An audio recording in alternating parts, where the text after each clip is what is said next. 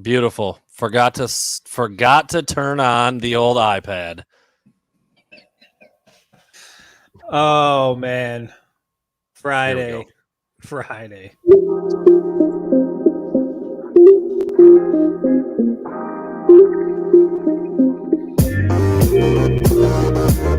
Welcome to the Wolverine Digest podcast, the best spot for objective and authentic coverage of Michigan athletics. If you want open dialogue, honest opinions, and in-depth coverage of the maize and blue, this is the podcast for you.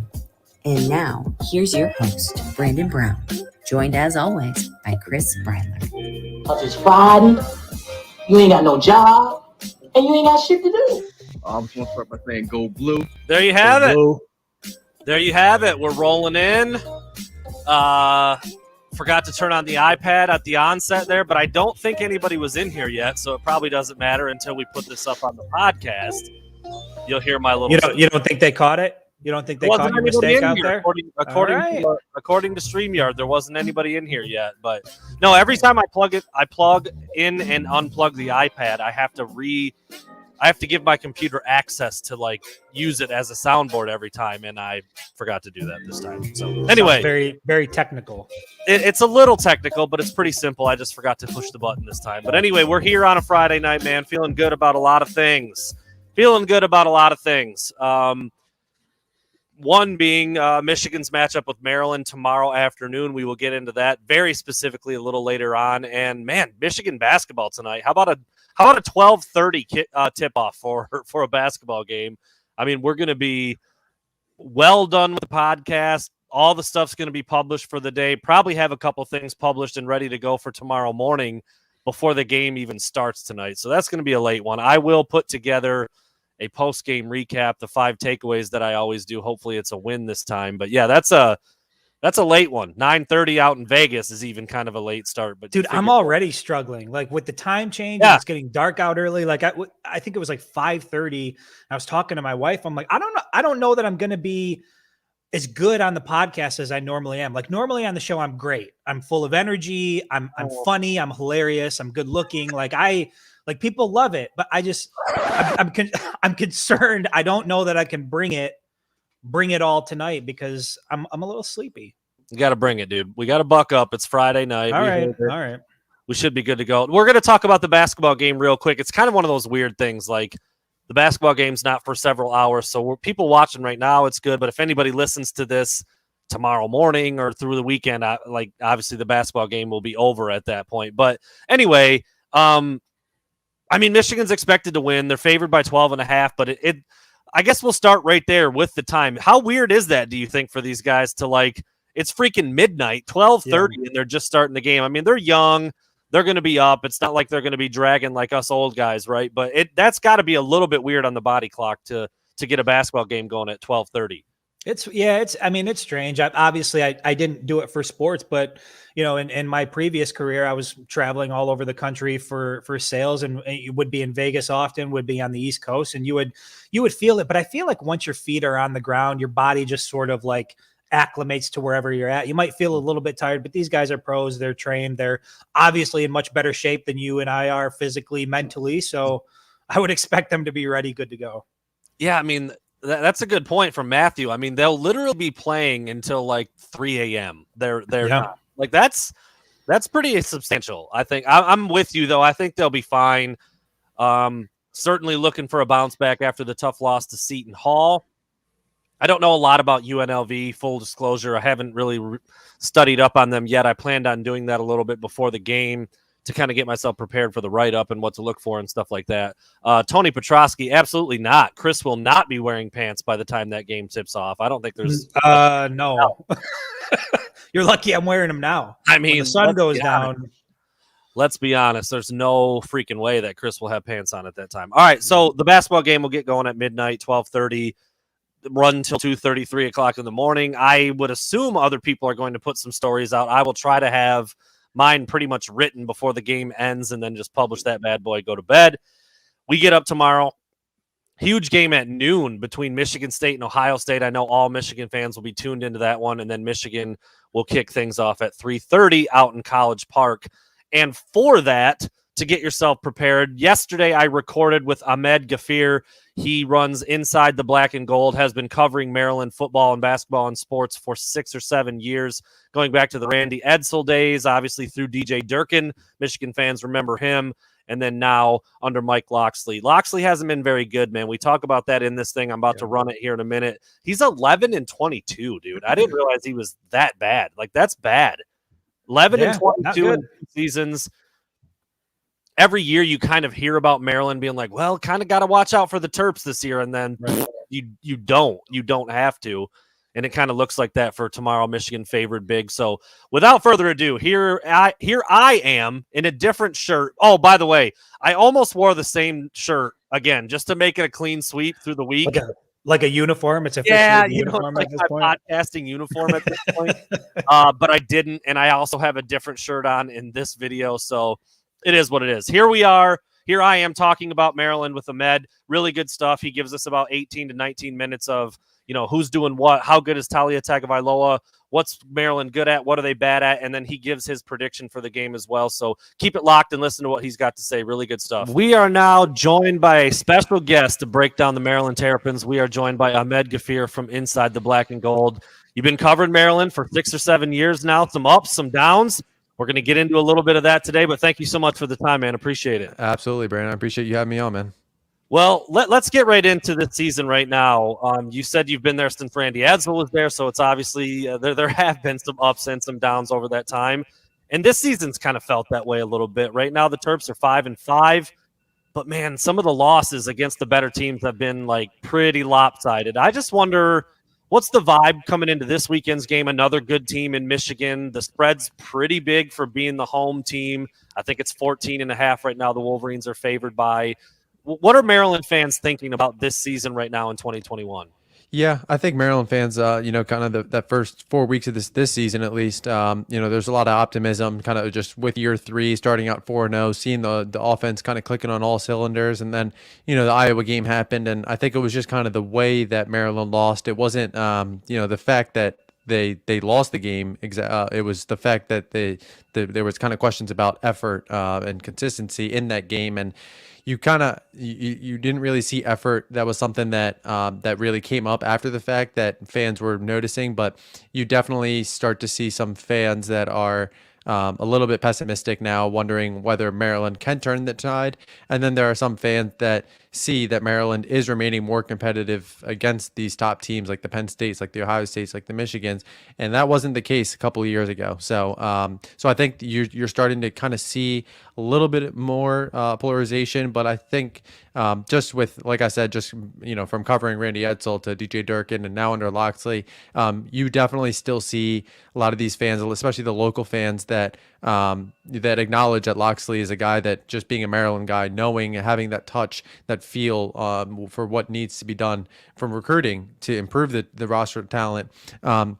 So again, you're starting to kind of see that the split between the fans, and then from a team perspective, they're definitely battling through the adversity, trying to get back on the same page, and at the end of the day, trying to get to their first bowl game since 2016.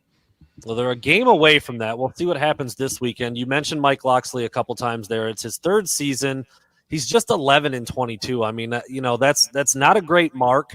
And every year it seems like Maryland is kind of picked as one of these teams like, kind of got to watch out for them. They're starting to stack up some talent. They've got some guys at some positions and kind of coming up short. I mean, what's the thought around Mike Locksley in year 3? Is this beginning to feel like a hot seat type of situation, or what kind of leash does he have as we get closer to the end of this season? Yeah, I wouldn't say that hot seat coming off this season. I wouldn't say that's fair. I think next season, if Maryland can't pick it up, if you see like a 3 or 4 win season, you're going to start calling for fans that we'll call into question his job security, how long he stays, things like that. But I'd say right now that's just not something that is on the table, just because of just kind of coming in. Obviously he took over a program that was just coming off the Jordan McNair tragedy. So just from a cultural perspective, getting buy-in, I think that's kind of there. And I'd also say that in that Iowa game, there was a clear shift in the game itself. I think right after Iowa went up, I believe either 3 or 10 points on the kick return, return, Dante Demas went down. And so not only, I believe it was actually down 3, Dante Demas went down on that kickoff. Maryland lost the ball. Iowa took over at the 10-yard line, and Dante Demas just had a obviously what ended up being a season-ending injury. So I think there were a lot of fans that kind of looked at that, and there was a very clear difference in just the field, the energy in the stadium, the energy even this in the team and their performance from just really before and after that injury.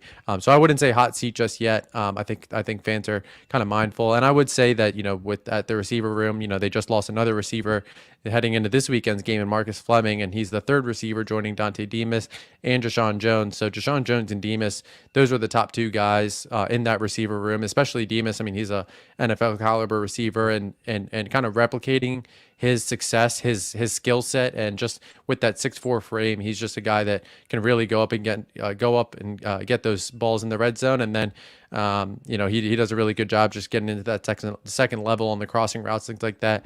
So replacing him, it was going to have to be replaced by committee, and then Jashawn Jones was that number 1 guy, and then obviously he went down. So I think there are definitely some areas where Maryland, they clearly know where they need to kind of elevate that roster level. So I think fans are staying a little bit patient. So, but I think 2022, if things don't pick up, you'll start to see that. Well, perfect segue into the next question. You talked about the injuries at the wide receiver position, and there's some talent there, but they're banged up. And they've got a really good quarterback in Talia Tagovailoa, a talented kid. Everybody knows the name, obviously, as Tua's younger brother. But Jim Harbaugh was really complimentary of him earlier this week. He said that he's got a whip for an arm. They really enjoy watching him play and throw it around. Not so much this week as they're getting ready to defend him, but he doesn't have his full complement of receivers. So kind of a 2-part question. How good is Talia Tagovailoa? And then how good is he now because of what he's dealing with and who he has to throw to? Yeah, absolutely. And I'd say that there are definitely strides. I'd say 90% of the time you see him make the right reads. You don't see him forcing. You see him using his mobility to his advantage to either extend the play or just pick up the yards that are available to him. But you definitely see those times where he just has those moments of lapses and he makes the costly error. And you saw that last weekend in Michigan State. I believe they were at the 10-yard line, kind of forced the ball, ended up being a pick at the 1-yard line, and Michigan State responded, turned it into a touchdown. And if Maryland didn't throw that interception, if they converted a touchdown, it would have been a single-digit deficit. Whereas they commit that turnover, Michigan State turns it into 6, and then all of a sudden that turns into a 3-possession game.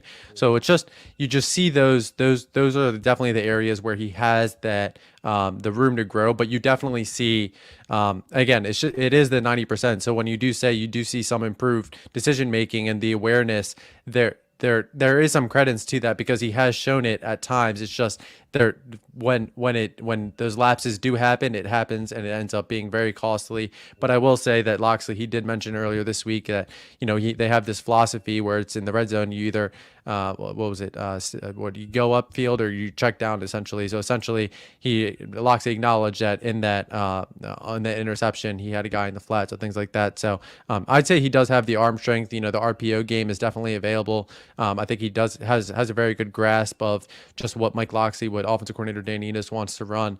So then just so I definitely see the strides, but wouldn't be surprised if he comes back for another year. I think you kind of see where he can take that next step as a quarterback. So it will be interesting to see what he does this offseason, but definitely see some strides, but not all the way there yet.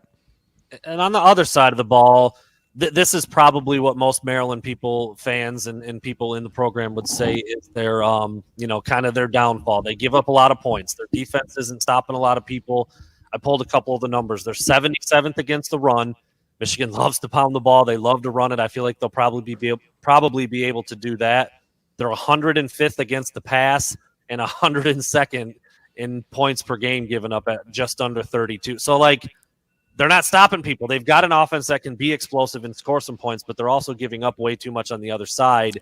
Can this defense stop a Michigan offense that loves to run the ball and take some shots with Cade McNamara and its talented receivers down the field when they had that opportunity? Yeah, I think Maryland's kind of surprisingly enough, the back end was supposed to be on the defensive side. The back end was supposed to be an expected strength kind of coming into the season, and definitely the strength on the defensive side of the ball. And Deontay Banks, he was a guy that Maryland at the beginning of the season they admitted that they saw 3 starting cornerbacks in Deontay Banks, Jacorian Bennett, and Tarheeb Still. And Deontay Banks went down, I believe, in non-conference play that 3rd or 4th game. And Maryland fans haven't seen him, but Tarheeb Still was a guy that, as a freshman, in those 4 games that he was available, looked really good. And I think that Maryland has really seen, even despite the confidence in those 2 corners, they've been very vulnerable to the big plays, whether it's in man or zone. They've tried at times to kind of minimize the big plays and switch up. They try and primarily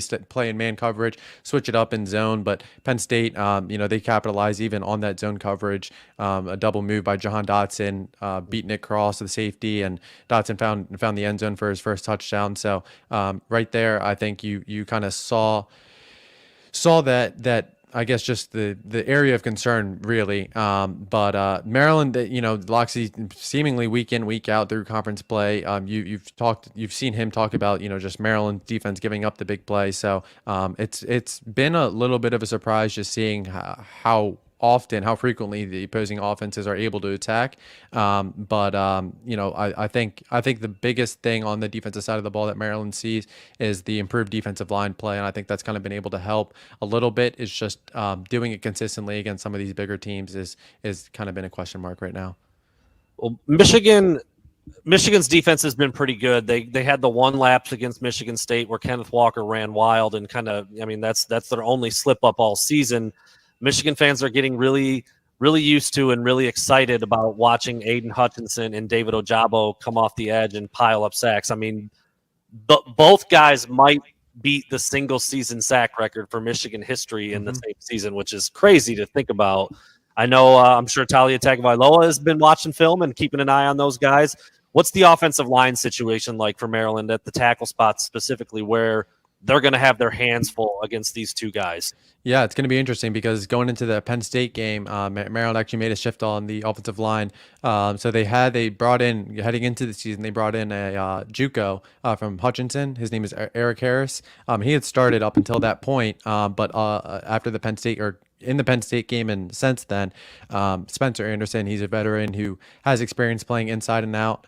He is actually slotted now at center, and DJ Glaze, who's a new name, he's now the new starter at right tackle. And Glaze is a guy that they kind of been high on through the years, but coming into this season, he actually started over Jalen Duncan at left tackle, and even with a week before the Penn State game, he was taking snaps at left tackle in the first quarter and then right tackle in the second quarter. So definitely a guy where they see a lot of versatility and just added size.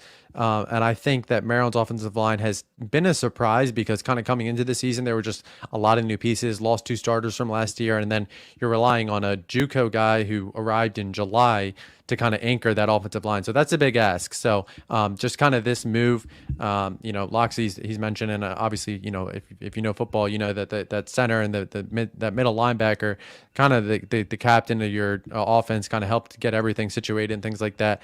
So just having that veteran and Spencer Anderson kind of take over the center spot kind of helps, and then the added size from Maryland's offensive line, just with the tinker on the offensive line rotation, and just compared to last season, Maryland last season had a 5'11", 6-foot center, very talented, very strong offensive lineman, but just getting that added size. But I'd say, Maryland's gone against some pretty good defensive lines at front 7. Obviously Ohio State, you have Michigan State.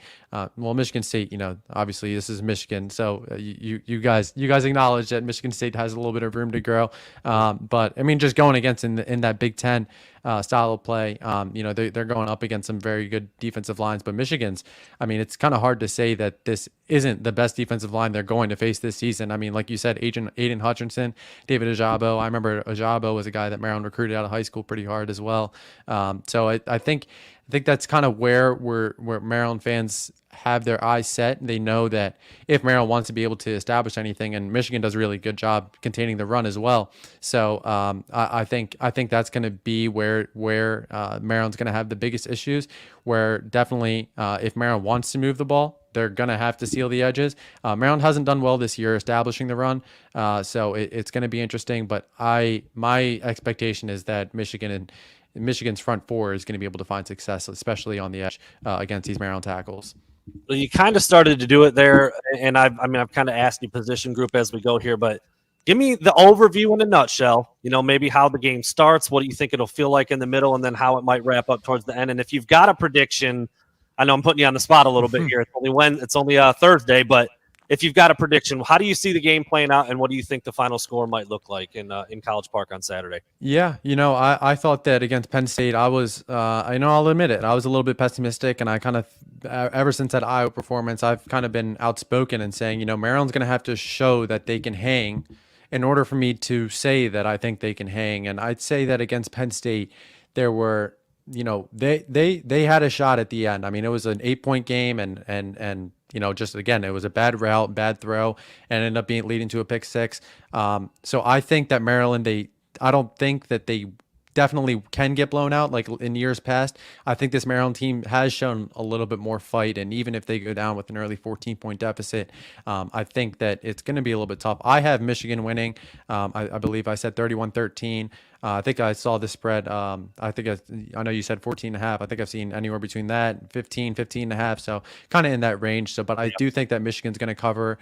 I think that Maryland's going to have a tough time offensively. I mean, like I said before, Maryland has not done a good job of establishing the run, committing to the run, generating consistent production on the ground. You start to tell that there's a very clear effort to establish a passing attack, and I expect Maryland from the first drive. That scripted first drive. Maybe they'll use Tayon Fleet Davis a little bit. Penny Boone is a guy. He's a Michigan native.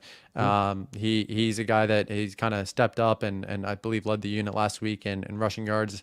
I think he finished second in attempts. But I think some names you're going to know at wide receiver. Carlos Carrier is a guy that he's kind of been a surprise so far. He's a great length at 6'3". Marcus Fleming, he's out for the remainder of the season. So Nick DeGennaro is a guy that you probably will see a little bit more of. DeJuan McDougal a little bit.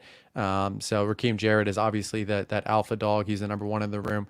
And then on the defensive side of the ball, I mean, the linebackers, especially inside, have kind of been a work in progress. Brandon Jennings, who was actually former Michigan commit himself, Jeremy Spraggins. Those are two new guys, first-year guys, but they're playing a big role. Ruben Hippolyte, and I kind of mentioned the defensive line, but I just think that Maryland's offense is going to have kind of a tough time moving the ball consistently. I see a lot of 3-and-outs on Saturday.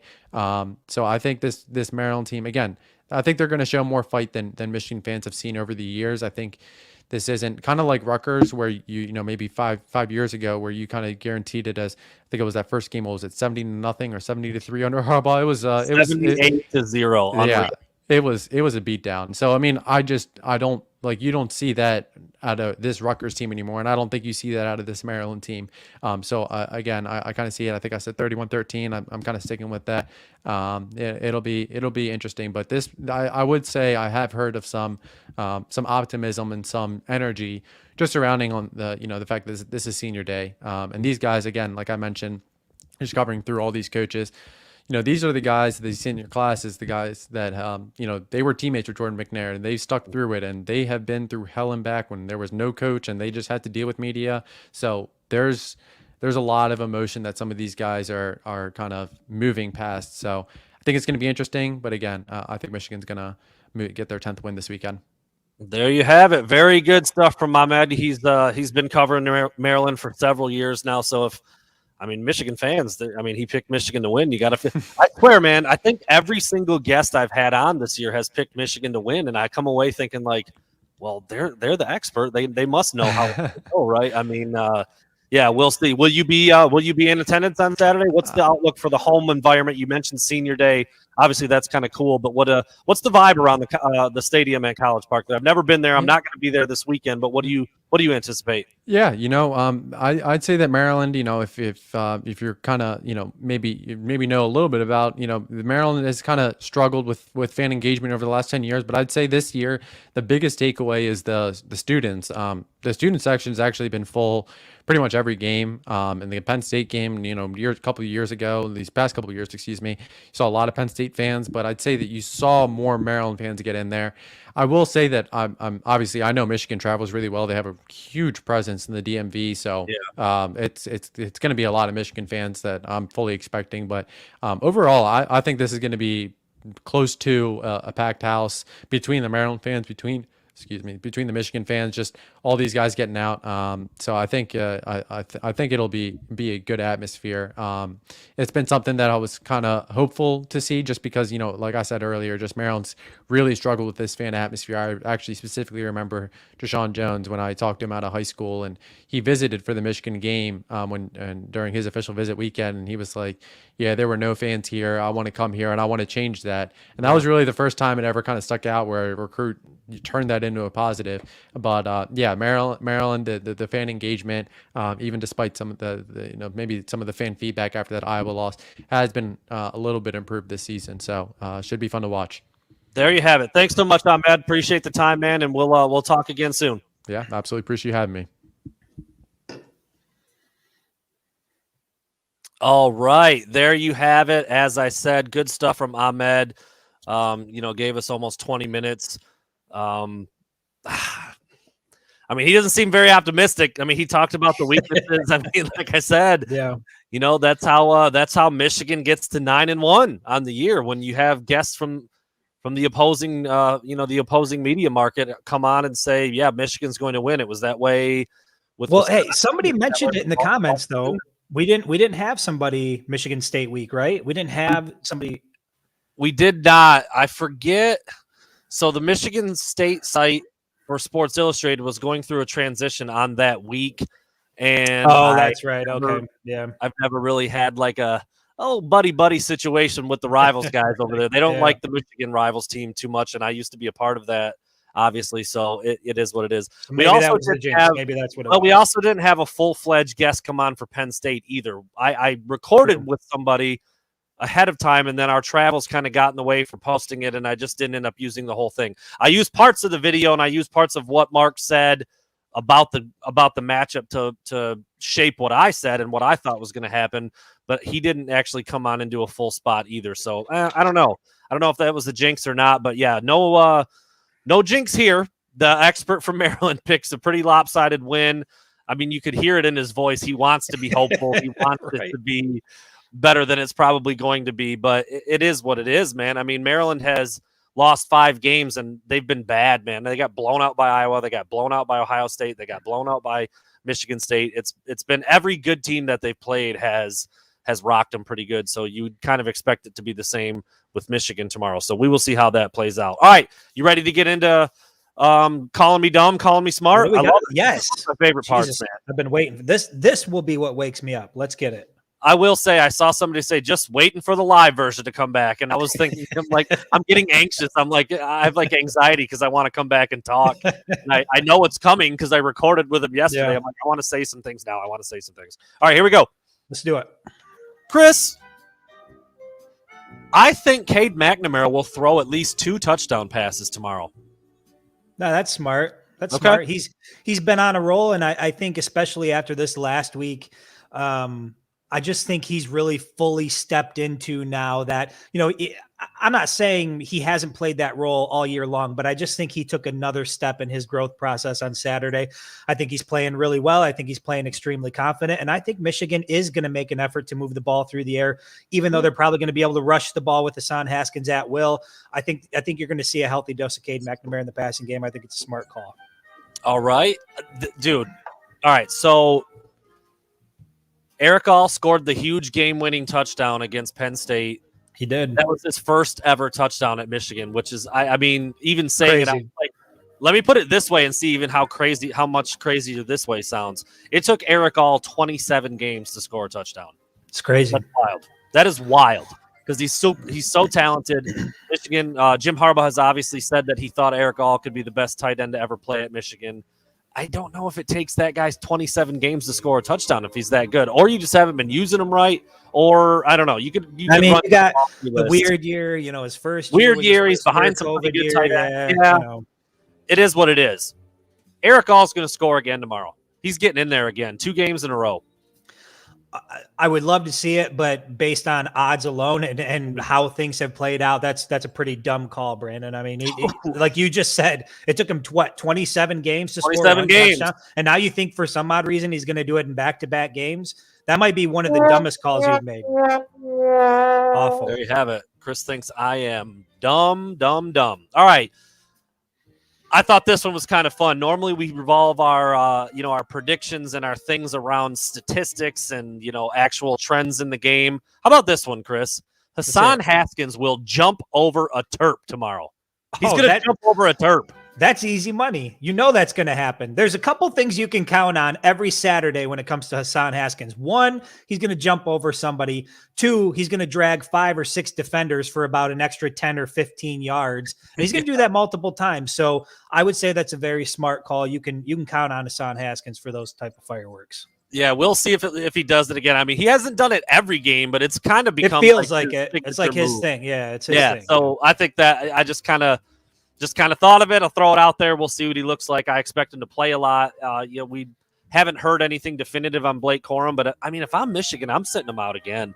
Let him get healthy. Let him come back. And if that's the case, that means a heavy dose of H2. That means more opportunities for him to jump over people. That's how I looked at it. Yep. I said this in the write-up. I put these 5 specific predictions up just a little bit ago. Go check those out at WolverineDigest.com if you haven't already. I try not to do layups on these. I try to find something kind of specific, kind of step out a little bit. I mean, possible, but not super, super likely. This one's starting to feel like a cheat, but I don't care. Aiden Hutchinson and David Ojabo both record a sack tomorrow. Yes. Yeah, absolutely. I think it's a given. You can at least count on both of them to get there once. Obviously, I think it's going to be multiple times. We'll get into that later on in the show, but absolutely smart call. I mean, they had 5 combined against Penn State, 3 for Aiden Hutchinson, 2 for David Ojabo. That's they both have easy 10. money. Yeah.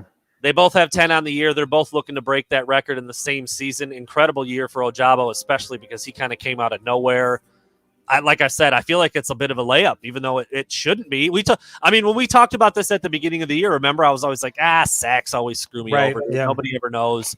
I feel like I feel like these guys are going to get to the court. Like, if they don't, it's like, what the hell happened? How didn't they get there? It's what these two, and especially against a team like Maryland, for sure. Keep in mind that Talia Tagovailoa drops back to throw it about 40 times a game. That's a lot of opportunities for the big boys to get after him. So, but he's also got. I think he's got a little bit more mobility than maybe he's mobile from most of the quarterbacks this year. So that might be something to keep your eye on. I know early in the game, Sean Clifford had that same type of thing where he was able to run. He was breaking off big chunk plays, and then Penn State went away from it, maybe because he was injured. But Tagovailoa could pose that same problem, so that might be something to watch out for.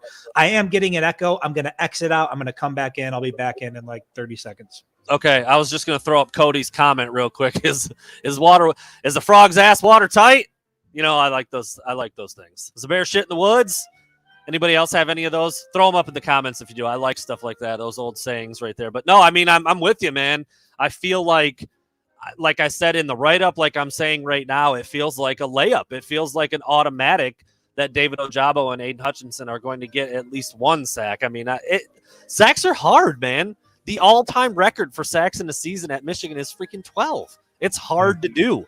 And these guys have made it look so easy that you kind of expect it now. I don't know if that's fair or not, but that's what the expectation is because they've been so good. So anyway, and last but not least, dude, last but not freaking least. Let's hear it. Jake Moody. Are we talking records? Jake Moody comes back. He did not kick a field goal last week against Penn State. That also seems weird. It just seems like an automatic and a given that he will be in there. Jake Moody will connect on at least a 40-yard field goal tomorrow in College Park. 40 yards out. Yeah, I'd say smart call, because I've actually, that plays into some of my picks later on in the show here. So another smart call by Brandon Brown. There you go. The bangs another one through. I believe he needs 4 to tie the all-time record of 25 set by Remy Hamilton in 1994, and 5 to set the new record. So he's got a few games left to do it. But if honestly, though, man, like, you don't really want to see him. That's what sucks about the record and about Jake Moody. Like, he's been awesome. You want him to set records, but you want Michigan to score touchdowns. So we'll see how that plays out and how that looks. put this up real quick for TJ Carpenter. TJ, Ajabo and Hutchinson both have 10 sacks apiece, so they both need two and a half more Yeah. to take the lead. Yeah, 12 is the record. They both need 2 or 3, however you want to look at it. 2.5 or 3 to actually set the record. So they've got time, man. They have got time. What are we laughing at? What happened? I'm seeing was it Jeremy Matson in the comments here? Oh, I want to scroll down. Brandon, I just read it. Take on Michigan. You mentioned it, and there's a legitimate rebuttal. You say it is what it is.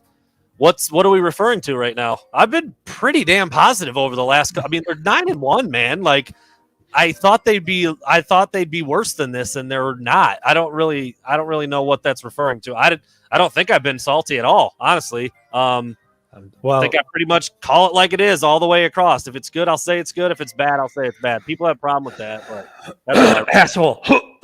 Yeah, that's me. Well, this is the segment. If you want to call me that, now's the time, right? That's what we're doing. Prick. There it is. All right, that's all I got. Those are my 5. Predictions. Well, for you did relatively well. What was the stupid thing? Oh, the Eric All. Yeah. Right. I mean, dude, look, you're not wrong. He's done it one time in 27 games. I mean, smart money. I would love to see it. To see it. Smart money is on that. He will not do it again tomorrow. But I just he's been so involved, man. I can't remember. I'd have to look up the numbers. He's had like 19 catches over the last 3 games, I think, that he's played. So I mean, he's been far more involved than he's been in the past, and I think that makes it possible that he's targeted a little bit more. He's obviously got a chemistry with Cade. Certainly going to be roommates. Yeah. There you go. I didn't even know. Like I feel like if Eric All and Cade McNamara can get something going over the next 2 weeks here, especially against Ohio State, like he's going to need. I think that might be the key to success in getting that offense down the field is not having to stretch it down the field with some of the the wide receivers, but how he works with Eric All. I think that's going to play a big role in that final game. So would love to see him get in the end zone again. Absolutely. There you have it. All right. Well, we're going to keep it We're going to keep it moving right along, man. We've got a lot of segments to get to. We had a good 20-minute chunk there from Ahmed. So right into it, man. Couple big ones this weekend. At least one big one, right? Big Ten. Big game. Dude, it's Michigan State at Ohio State. On paper, it looks amazing. The Buckeyes are favored by more over Michigan State than Michigan is over Maryland. Let that sink in for a minute. The Buckeyes are favored by 19.5 in the shoe in Columbus at noon. What do you see happening here, Chris? Well, I think what Ohio State does really well is what Michigan State doesn't do very well. Ohio State can throw the ball down the field and Michigan State can't defend it. And I think that's a big reason why you see such a big point spread there. When you add on to the fact that it's in Columbus, I think the Buckeyes run away with this thing. Personally, internally, I'm hoping for that, and it feels gross and it feels disgusting. I said earlier on the winged helmet, I would prefer a sinkhole, but if we can't get the sinkhole to swallow both teams, I reluctantly have to pull for the Buckeyes. And you know what, though? It's gotten easier over the years because I really, really hate Michigan State. I don't like their fans. I don't like their team. I don't like I don't like nothing about them. So it's a little bit easier this time. I don't like their face. Yeah, I don't like your face. Luckily, Michigan fans have to pull for Ohio State tomorrow, and I think they're going to wax that ass. I think they're going to win by like 30. I think the talent discrepancy is so big. Ooh. I mean, I know Michigan State beat Michigan, but at home, Ohio State. I think it's going to be basketball on turf, man. I've heard they're going to wear the All Blacks. I've heard the All Blacks are coming out. I think they're going to win. I think they're going to win big. I think they're going to cover. I think 19.5 is a massive spread for a top 10 matchup, but I think they're going to cover. I think they're going to win by a lot. I think the receivers are going to have a huge day. I think Travion Henderson is going to have a huge day. Kenneth Walker might get his. He might do a little something, but I don't think it's going to be anywhere near enough to hang with Ohio State, who's putting 50 burgers on people in like 2.5 quarters. Dude, they are rolling right now on offense. Think about how well this weekend can play out for Michigan fans and Michigan football. By the end of the weekend, by the time you lay your head down to go to sleep, think about what November 27th could mean and just the week leading up to that. I know you got to get through Saturday here, but man, definitely did not expect to be in this position, and I'm hoping it plays out the way we all hope it does. I'm looking something up real quick. A fan asked, a fellow homeboy asked what the over. Where was that? Matthew Stevenson from the YouTube page. The over is 68.5 points. 68.5 over under on the total points. It's probably over. I think I take the over because I think Ohio State might score 40 or 50 by themselves. Yeah. You gotta think Michigan State's gonna score at least 2 touchdowns, right?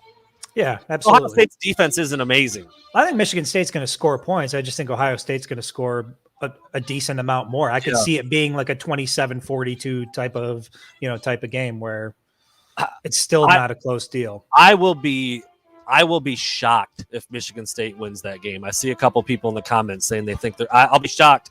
I think Ohio State's going to run away with it. I don't think it's going to be close.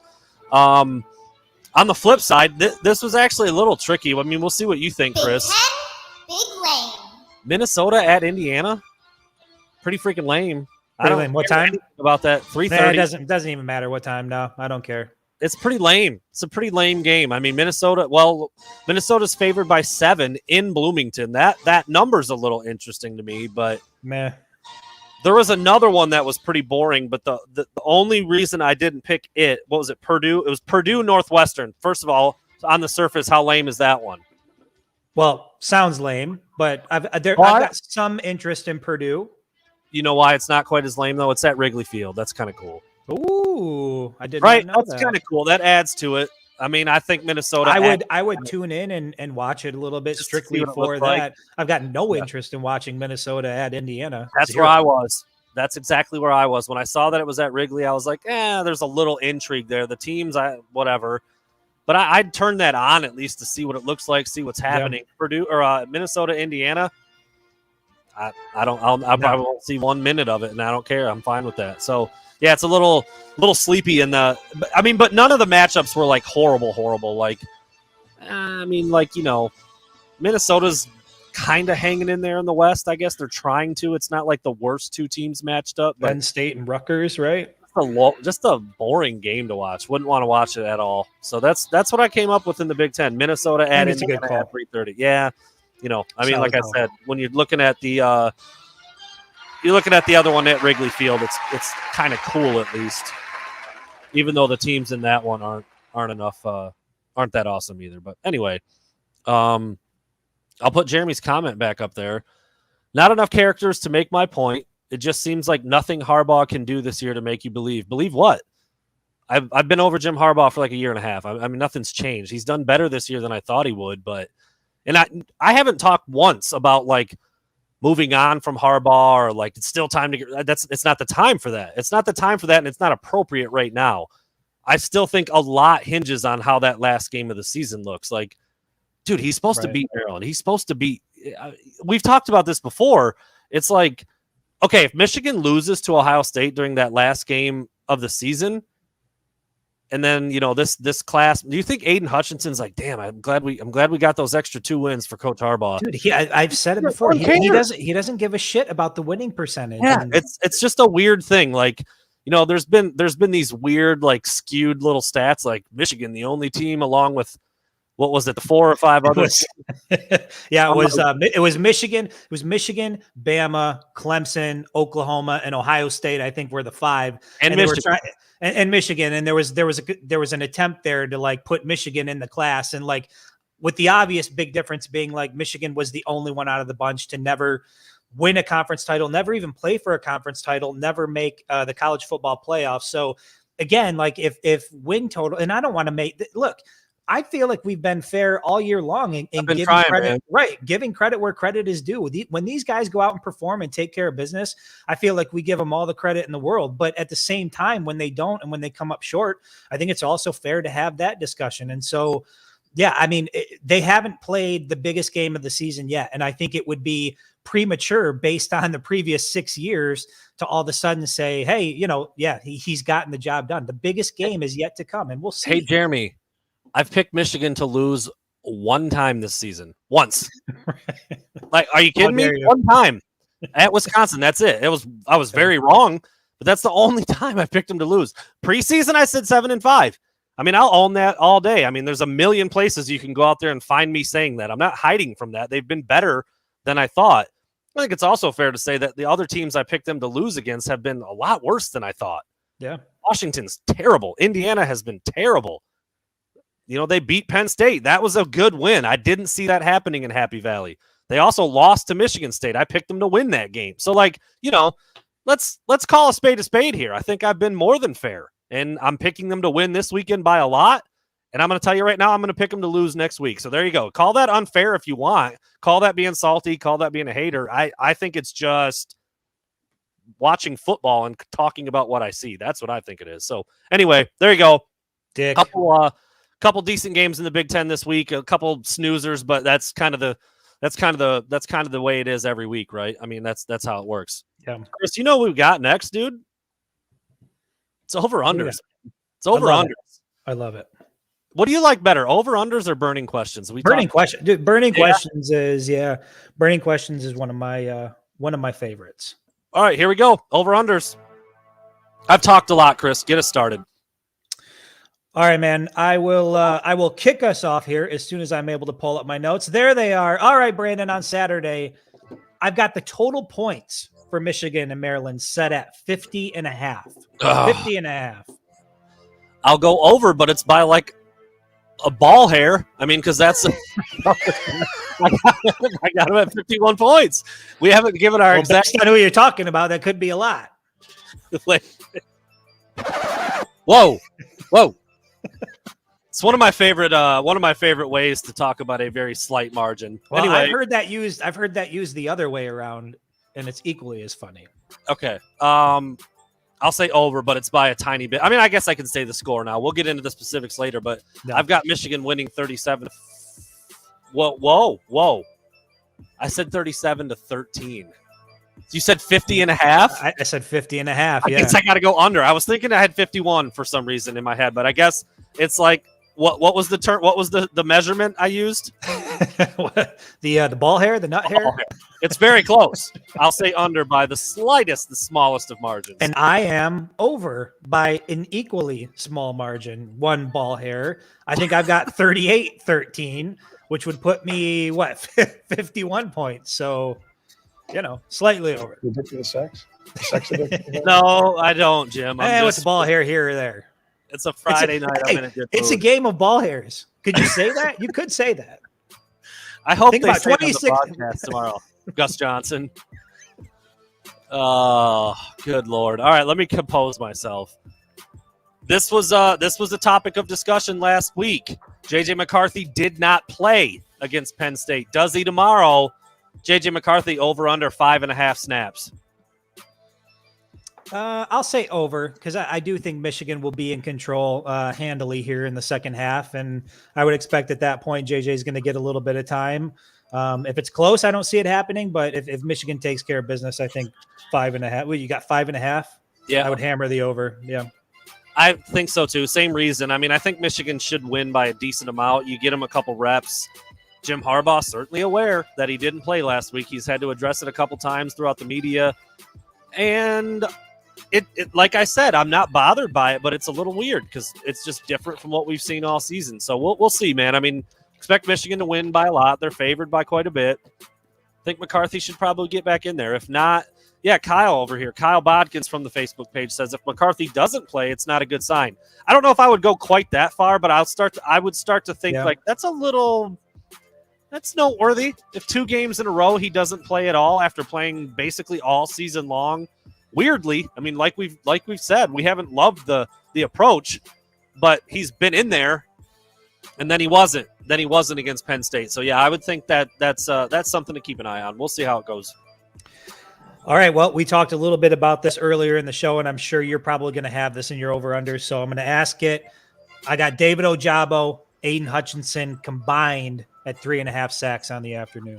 Oh, man. I'm going to say under. That's a lot of sacks. I mean, I know they did it last week. That's not typical. 5 sacks between 2 guys is not typical. So I will say under. I think they both get home at least once.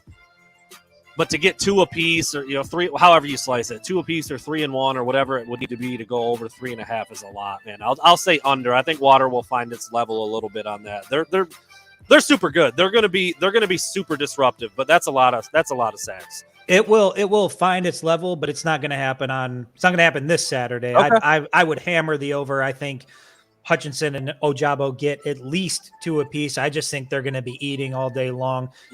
November 27th might be a bit of a different story just based on the challenge it's going to pose, but I think they're going to have a big Saturday. I mean, look, if they blew past that number, I wouldn't be like, you won't be no, I wouldn't be surprised, but that's just hard, man. Like we just talked about, it's hard to get sacks. That's why the numbers are what they are at a place like Michigan, who's had a lot of good pass rushers over the years. I actually don't have that on my over-under list this week, so we'll keep it moving there. All right. From the sounds of it, we won't see Blake Corum tomorrow. Maybe we do, maybe we don't. But if he's not out there, Hassan Haskins is certainly going to be the bell cow again. So if that's how it plays out, which I feel like it's going to, and if I was running things, that is how it would play it out. I'd let Blake rest another week. Although he is from like that area. So I wonder if that's factoring in a little bit. I've thought about that. But anyways, Hassan Haskins over under 28.5 carries tomorrow. 28.5. I'll say over. I'll say over for sure. It's a lot again. Yeah, and I don't expect Blake Corum to play either, so I think that's going to factor into it. But I think Michigan's going to be able to run the ball as much as they want, and they've shown that if Hassan Haskins can get lathered up, they'll just keep giving him the ball. So I think that's a pretty safe bet to hammer the over. So my only thought here is that they don't, because they're winning and they want to give him a little bit of a break. I mean, it's a physical. I mean, you got a healthy Edwards now, right? Presumably he played last week, so it might be an opportunity to get him some healthy reps. Yeah, so I would go under, but not by a lot. And I guess depending on how the game plays out is going to be the big deciding factor for me. If it's closer than expected, then I think they're going to feed him, and they're going to feed him, and they're going to feed him. Like we saw last week, he carried it 31 times. But I think Michigan will have a good enough lead. They'll put some other guys in a little bit, and I don't want to say rest him, but there's no reason to ride him like you did last week if the game's at hand. So I'll say under by a little bit, mid to high 20s though. Agreed. All right, I think Moody's going to use the hammer to just whack it all over the field on Saturday. I've got his long field goal distance set at 42.5 yards on Saturday. 42.5 for the long. I'll say over. I think he's good for like a late November with maybe a little bit of a breeze. Okay. I think he's good for like a 44, 45 yarder tomorrow. That's what I see. I see one.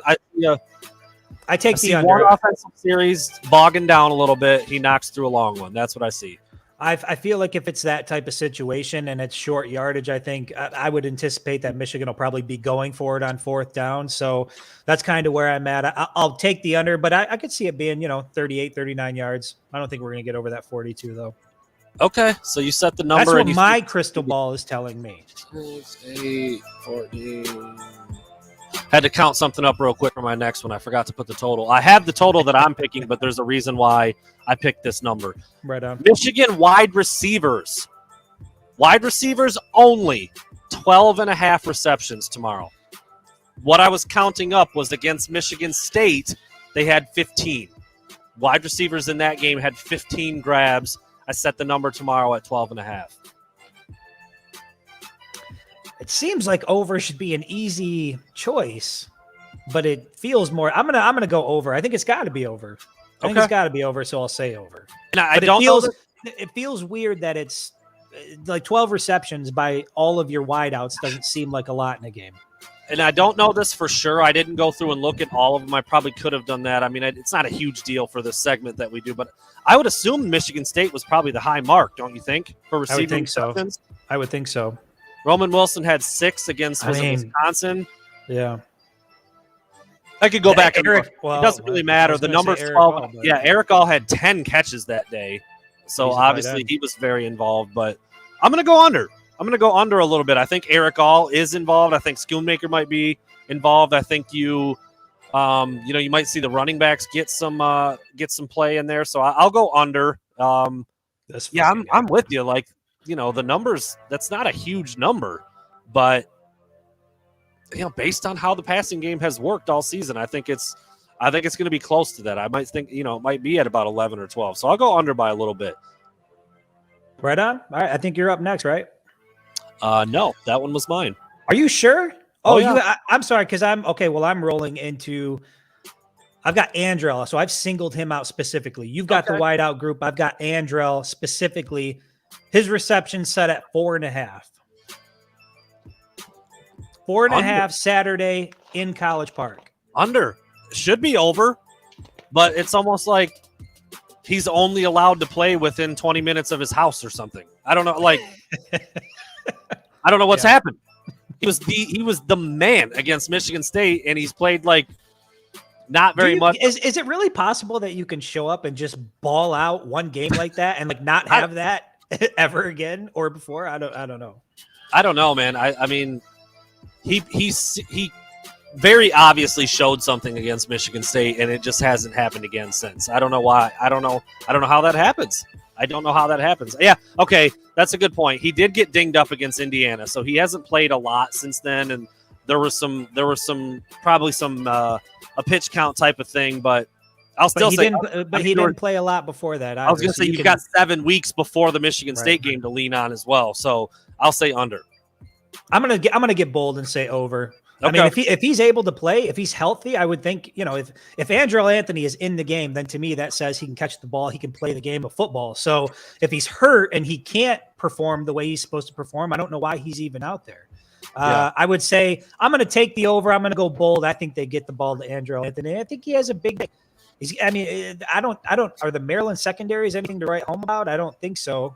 I mean, they're supposed to be pretty good, but they've given up a lot of numbers, man. That's what I'm saying. Like, 105th in the country in passing defense. Not good. So even though they're pretty talented back there, I think. But I think if I remember correctly, Ahmed said they're dealing with some injuries back there too. But anyway, they haven't been very good on defense, period. So that's another reason why I think Michigan's going to be just fine tomorrow. One of the only things that I think could be an equalizer, and we haven't seen it all season out of Michigan. They've been phenomenal in this area. But Michigan turnovers set at 1/2. So either they're going to take care of the ball or they're going to turn it over. 1/2 of a turnover, Chris. What do you got? Under. Turnovers. No turnovers. I think. Wow. I think this is the type of game where what Cade McNamara does well is really going to serve them well. Where you essentially just manage your way to a victory. I don't think he's going to have to do a lot. I think he can hit a lot of those intermediate passes, turn around, give the ball to Son Haskins, let him do work. I think it's just going to be a clean game offensively for the Wolverines. I would say under. I'm going to say over just on the – it's football's a long game. I mean, one turnover is not a problem. I mean, that's not an issue. That just freaking happens. I mean, a guy, running backs go through the lane and bump their elbow on their lineman's ass and the ball comes out. I mean, it's just such a fluke thing. Michigan's been incredible at taking care of the ball, but it's a long game. I mean, I think it's much more rare to go through a game without one than it is to have one. But Michigan's kind of turned that on its head this year because they've had several games where they haven't turned it over. So I'll say over, but like they've been so good that I won't be surprised if they do play a clean game like you said. But I'll say over. I think they'll do it. I think they'll turn it over once. All right, for my final over-under, he's been the man over the last 2 weeks. I think he's averaging right around 160 yards a game. I've got Hassan Haskins rushing yards on Saturday set at 161.5. Man, that's a lot of yards. A big day for H2. Another big day. What, he had 163 last weekend and 158 against Indy? Man, dude, that's a lot of yards, but you ain't lying, man. He's a workhorse. God, I can't say over to that number. That's a big number, dude. It's a big number, yeah. I gotta say under. I mean, he'll probably make me eat my words because he's just a horse and that's what he does. But that's a lot of yards to be putting up some money on. I mean, we got a lot of money riding on this, right? We do. And you know what? In spite of that, I'm hammering the over on that because this guy is whatever version of in the zone that, at that Yeah, position yeah. you can be, he is in the zone. The guy, Yeah. like I said, don't just watch the way he runs the ball. Look at the little things. Watch the way he blocks when he's out there. He's physical. He's embracing the moment. I think he likes carrying the load, and I think Michigan likes letting him carry the load. I think he's going to go over 160 and a half, 161 and a half pretty easily. Chris says he's going to do it in the first half. We'll see. We might be looking at 225 on Saturday. I'm just saying. I mean, I wouldn't be surprised. Maryland can't stop the run. I'm just saying. We'll see. I'm. That's just such a big number. That's not like That's your big boy. That's your big boy. Yeah, that's your big boy. That's not a. I don't believe in Haskins or the O-line or the offense. That's just a lot. That's a lot of yards. I mean, he's probably done it just the one time this year. I think last week, right? I think so. That was his first going over 160. Yeah. Yeah. So we'll see. That's a lot of That's a lot of yards, though. All right. Last but not least, and I think this is going to be one of the more fun things to watch because he's not the biggest dude in the world. He is mobile, but he drops back and he stands back there an awful lot, man. Talia Tagovailoa over under 13 and a half times getting hit. That's either sacks or knockdowns combined. 13 and a half times on the turf on his keister. I'm going to go under because I think his mobility will help him get out of some of those situations, but I think it'll be pretty damn close. I could see him getting hit, knocked down 10 times. A lot of quarterback hurries. I think they're going to be getting in the backfield a lot. I'm going to go under too, but just by a little bit for the same reasons. He can move. They know who they're dealing with. Mike Locksley's an offensive guy. I don't think they're going to see a lot of play action, a lot of five-step stuff. I mean, they're going to want to get it out, let him use that whip of an arm, push it quickly. They do have some talented receivers. I don't know exactly who's available tomorrow because they have some guys hurt. But if they put him on a perch back there and let Aiden Hutchinson and Ojabo tee off, then they have not been paying attention. Not a good so I'll idea. say under, but I do think they're going to make it a long day for him. They'll sack him a few times. They'll hurry him a lot. But in terms of like knocking him on the ground, I think they're going to scheme and do everything possible to not let that happen because he's only about $190, 200 pounds. Yeah. He's kind of wispy. I stood next to him at Big Ten Media Days, and I was like, you get around a lot of these. I stood next to Aiden Hutchinson, and it was like, holy shit, this is a big guy. But he wasn't, looked he's like not you could hang out with him. He's like not a as normal thick. dude. He's not as thick or as put together as Sean Clifford. I'll tell you that. And we saw how he looked. Yeah, dude, he's still in the ice bath, dude. It's Friday. He's still laying in there. So we'll see how that looks, man. But I think they're going to make it hard for him. I really do. But I'll say under, just by a little bit. He's a veteran quarterback. He's smart. He'll get rid of the ball. Although, getting rid of the ball can still result in a knockdown sometimes. So we'll see how that goes. But I'll say under by just a little bit. There you have it. Over-unders, dude. And actually, man, we did it. Feel pretty good about those. We didn't repeat any. Closest thing we had was the wide receiver thing, but you went. Might have been the first time that's ever happened. Yeah, you went with Andrell specifically. I went with the whole group, so I like that. We came out of there with 10 individual, unique over-unders for us to pay attention to tomorrow. All right, last thing, man. Last segment. Going to talk about a couple big matchups across the country. Then we'll finish with our Michigan-Maryland game and spread. Get your wallets out, boys. Get them out. Put big money down on this right now. Big money. There's only two. Oh, we already talked about one. Michigan State, Ohio State is one ranked matchup. There's only two other ones. Not the best weekend in the world for college football matchups, but the first one we're going to talk about, man, and I haven't seen them play much, and maybe I'll get a chance to do that a little while. Probably not this game, but some of the other games because we've been on the road for pretty much all the games, either at the home games or traveling for the road ones. You don't get to watch a lot of football. That might change a little bit tomorrow. I plan on sitting on the couch a lot, so we'll see how that goes. But first one, Arkansas, number 21 Arkansas at number 2 Alabama. Dude, 20 and a half. 20 and a half favored for Alabama. It's at 3:30. It's in Tuscaloosa. I'll take Arkansas. Arkansas. That's a lot of points. That's a lot of points. I know it's on the road. I know Alabama's Alabama, but I can't see it. I think Alabama's going to cover. I do. I think they're starting to get into like campaign mode down the stretch. They are. I think they're going to cover. That's a big number, dude. We talked about the number with the Michigan game, but and the Ohio State game too. All of those big numbers for late season conference opponents. But I'm taking Bama. I think they're going to cover 20 and a half. I think they're going to blow Arkansas out of the water. Next one last one before we get into the Michigan game specifically. This one is very interesting, dude. I don't know if you've seen this. Lay it on me. Let's hear it. Or heard anybody talking about it. Number 3, Oregon at number 23, Utah. Utah is favored by 3. Wow. No, I did not hear that. Yeah. But when you said what time is the game? 7:30 night game. Yeah. Yep. You know, to me, that is like going to Kinnick. It's like going to Happy Valley. There's something that happens out there out in the mountains. In the mountains in Utah at night. A lot of things that probably happen in the mountains in Utah at night. But one of the things that happens is that team, that team plays very well. I still think I think the Ducks are going to go and win the game. I'll take the Ducks. You take the Ducks outright. I'll take the Ducks outright. Take the Ducks outright. And you know what? I'm with you. I didn't put any money on this one, and I've heard. I think they're a little dinged up. I think their starting running back is out for the season. I think their quarterback is a little bit banged up too. But I don't know, man. Number 3, dog on the road. No, not getting any love. Not getting. Yeah, I don't get that.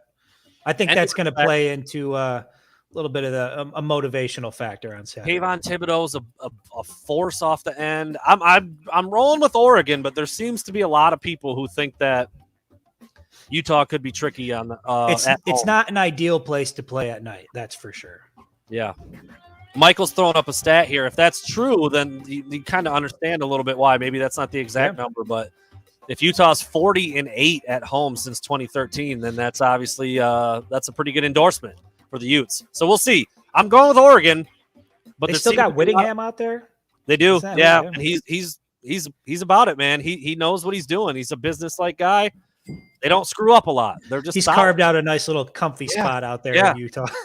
Yeah, he really has. He really has. So I'm going to go with the Ducks, but a lot of people seem to think that Oregon's going to get exposed and they're going to lose this weekend. And that's not that far out there. Yeah, we'll see. All right, and last but not least, Michigan on the road at Maryland, favored by 15.5 at this point, man. 15.5, number 6 Michigan, 3:30 kick, College Park. We went through all of our over-unders, all of our predictions. we're all on the Michigan train. It's just about that number, that 15.5 number. Yeah, I'm over. I've got Michigan, 38-13. Yeah. So hammering the over there. I think they're fine. I think they're starting to mesh at the right time, and it's nice to see it happen. I think the momentum, everything is sort of building towards the right thing happening. And like I said, the X factor here, the difference maker is the leadership. Easily take the over. Yeah, I'm also going to take them to cover. Michigan, let me think back. Every game this season except for Michigan State, Michigan has covered. I believe that's accurate. Even though, the tougher ones on the road. How much did they end up beating Nebraska by? I can't remember. That might be another one I'd have to look back on, but Michigan historically is not great against the spread. They've been a monster against it this year. Yeah. Every game except for the Michigan State game that they lost, obviously, I think they beat the spread. They covered the spread. So I will also take Michigan to cover. 15.5 is a lot, but I said 37-13. That's 24 points right there. It's just like, thank you, Michael, 32-29 over Nebraska. Michigan had to be favored by more than 3 in that game. So they might not have covered that one. I don't know. I mean, weren't they? They were a dog heading into Camp Randall, though. Remember, I thought they were favored going into that game, but at that point, Wisconsin had been struggling and Michigan had been doing well and still win it. So I don't remember what the spread was from that game. Rutgers, I would imagine covered against Rutgers either. 7 points? No, couldn't have. Yeah, that stat's bullshit. I heard that somewhere, and that's not right. All I had to do was do a little dive, and I would have found out that was bogus. But anyway, 15.5. They have covered in some games this year that I thought they wouldn't. There's no doubt about that. Michigan, it's what I put in my write-up. It's like the game's kind of boring. It's not super explosive. They run the ball a ton. The defense is pretty solid. And then you look up and they're up 3 touchdowns. It's like, damn, dude, they've done that multiple times this year. I think they do it again tomorrow. I think they run the ball well. I think their defense it's been bend don't break this year, but I think they're gonna shut Maryland down. I don't think they're gonna score very much. So I think they're gonna cover. I think they're gonna win by 20 plus and roll into that, dude. roll into that matchup with Ohio State at 10-1, bro. Ooh, the storylines. Like I'm already thinking of like My biggest a goal lot has to happen. A lot has to My happen. biggest goal for that week is just to make sure Chris has pants on in the press box. That's it. That's I really can't what I'm make any hoping guarantees. for. I can't make any guarantees. I'm with you, dude. I'm with you. I got to be honest. Like I don't feel like I could have picked a better first year to be doing this. I mean, the idea of being in the press box, Michigan, Ohio State, everything on the line. I'm excited to see it. I if I can keep my emotions in check, it will be a victory. Okay, That well will there be a you go. victory. Michigan just a 2.5-point favorite over Nebraska, so they did cover, winning by 3. So there you go. But yeah, the Rutgers Vegas one. knows. For sure. Yeah, Rutgers for sure. They were favored by way more than 7. I know that for a fact. I remember because I'm pretty sure I lost money on that game. Anyway, got a nice little streak going. I found out a little. I don't know if it's a loophole, but I've been putting money down on. I've been doing like a 10, 12. I think I got a 16 leg parlay going right now, dude. Does your wife know about all this? Oh, she doesn't care, but I tell her about them every day. Okay. All right. All the huge favorites in college basketball, like the teams that are picked to win by like 20, I just go down and pick the money line. So I got like 16 of them. They all win. I'm about to quadruple my money tonight on a 16 leg parlay. That's what I'm hoping for. I'm on a heater. I've won 3 days in a row. Just throw that out there for everybody. You're an impressive man. You You're look an impressive man right now, Chris. No, I wouldn't judge you. I haven't stepped into the gambling world yet. I got enough vices. It's a fun world, bro. No, if I get into that world, there may be no coming back.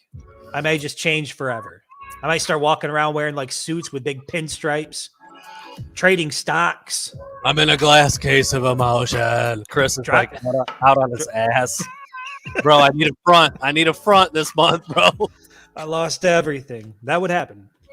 Yeah, well, I mean, I think the most I've ever bet on any one bet is like $40. It ain't. I'm not out. Yeah, but see, that's the same logic my wife uses. Like, she'll go out and shop, and she'll be like, "Well, I got these shirts for like $3 a piece," and I'm like, "Well, when you're buying 37 shirts a day, it adds up." So how about this? I'm going to get off of here. I'm going to go take a nap for 4 hours. I'm going to wake up and still have 15 minutes before the basketball game starts. How about that? That's wild. 12:30 tip, dude. 12, I'm really not going to take a nap because then I won't be able to sleep tonight after the game. So anyway, I love it. I love Friday shows. Full slate, man. We had a guest. Thank you to Ahmed again for coming on, talking Maryland. We got through 4 or 5 different segments. Chris called me dumb once. We talked about pubic hair. I mean, we did. I mean, again, another show. We got it all, man. I don't know what you're not finding this shit anywhere else, dude. I dare someone else in the Michigan market to talk about pubic hair. I dare them. Dare you. It's what we do, man. Thanks for listening, everybody. Watch that game tomorrow. Michigan should move to 10-1. We'll be on to talk about it immediately after, and then. I mean, we don't even need to say it. We'll be saying plenty.